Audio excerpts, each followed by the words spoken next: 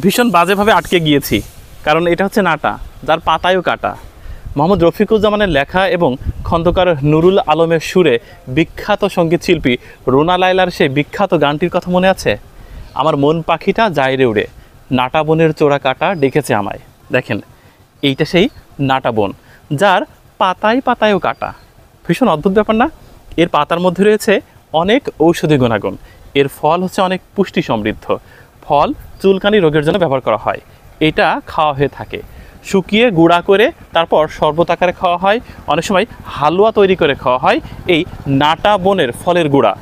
এই পাতার নির্যাস হচ্ছে আপনার খোসপাঁচড়া নিরাময় করে, এটা অ্যাসিডিটি কমায়, বদহজম কমায়। এর শেকড়ের রস আপনার পেটের পীড়া সংক্রান্ত যে কোনো সমস্যার নিরসন করে। দেখেন, এটা সেই নাটা বন। একবার আটকালে আপনি কিন্তু বেরোতে পারবেন না।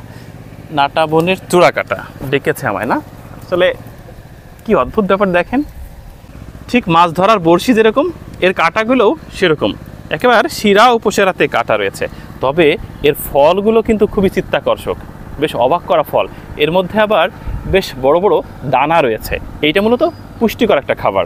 নাটা বন হচ্ছে এমন একটি বন যা ভ্রমর এবং প্রজাপতিদের সবচেয়ে বেশি প্রাকৃতিক রসদ সংগ্রহ করতে সাহায্য করে। এটা সেই নাটা বন।